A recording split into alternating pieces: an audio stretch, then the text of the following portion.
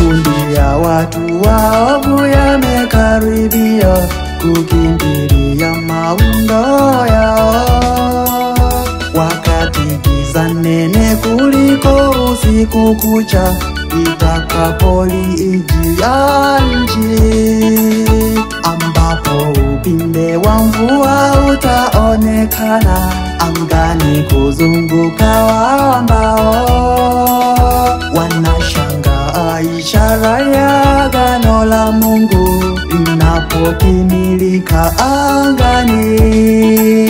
Bwana wetu Mwokozi na uje, Bwana wetu Mwokozi na uje,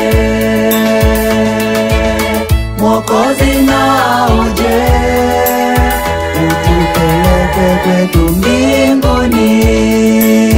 Bwana wetu Mwokozi na uje, Bwana wetu Mwokozi na uje, Mwokozi na uje, utupeleke kwetu mbinguni.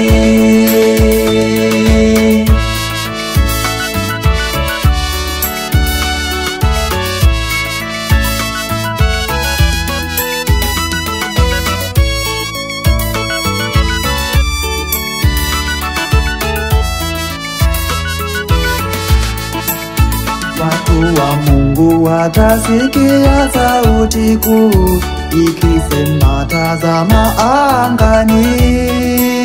Kama Stefano watatazama huko juu na kumwona Mwana wa Adamu. Kisha ishara na maajabu yatafuata, kwa hofu waovu wakitazama. Wakati huo wenye haki wakiangalia alama za ukombozi wao. Bwana wetu Mwokozi na uje, Bwana wetu Mwokozi na uje, Mwokozi na uje, utupeleke kwetu mbinguni. Bwana wetu Mwokozi na uje, Bwana wetu Mwokozi na uje, Mwokozi na uje, utupeleke kwetu mbinguni.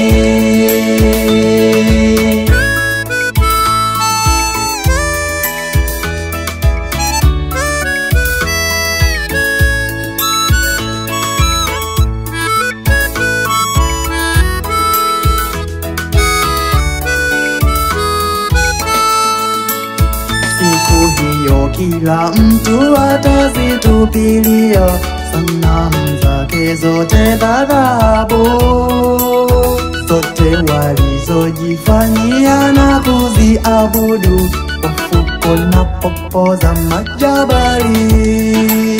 Wingu dogo jeusi upande wa mashariki itaonekana kitambo bado, hakuna kitakachosikika isipokuwa sauti za maombi na kulia.